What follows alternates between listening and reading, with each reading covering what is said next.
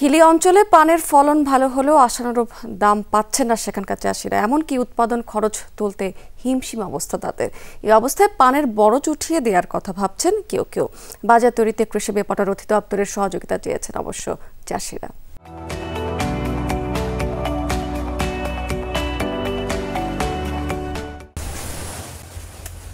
হিলির খট্টামাধবপাড়া ইউনিয়নের মংলা গ্রাম দীর্ঘকাল ধরেই এই এলাকাতে চলে আসছে পানের আবাদ। এখানকার অধিকাংশ মানুষের আয়ের মূল উৎস পান চাষ। 100-রও বেশি বরজ রয়েছে এই এলাকাতে। গেল কয়েক বছর ধরে ফলন ভালো হলেও আশানুরূপ দাম না পাওয়ার অভিযোগ করছেন স্থানীয় চাষিরা। এবার পান চাষ আমাদের করুণ অবস্থা। গতবারে এই সময় বাজার ছিল আমাদের 4000-5000 টাকা পোয়া।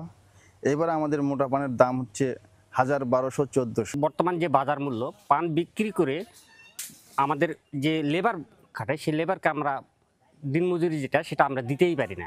গত বছর প্রতি 40 বিড়ার এক পোয়া পান 4 থেকে 5 হাজার টাকায় বিক্রি হলেও বর্তমানে দাম নেমে এসেছে 1200 টাকায়। অথচ দিন দিন বাড়ছে খৈল বাঁশ সহ পান চাষের বিভিন্ন উপকরণের দাম।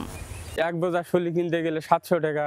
আমরা কিভাবে এই বর্জ্য ভর্তুকি দিয়ে বাড়ি থেকে টাকা ঢুকাতে মরে শেষ হয়ে যাব। এই শলিটা কিনতে গেলে 700 টাকা দাম, 750 টাকা দাম। আমরা এক পোয়া পান 1200 টাকা, 2 বোঝা শলি কেনার টাকা আমার হবে না। হিলি এলাকায় 40 হেক্টর জমিতে পান চাষ হয়েছে। চাষিদের প্রশিক্ষণ দিচ্ছে স্থানীয় কৃষি বিভাগ।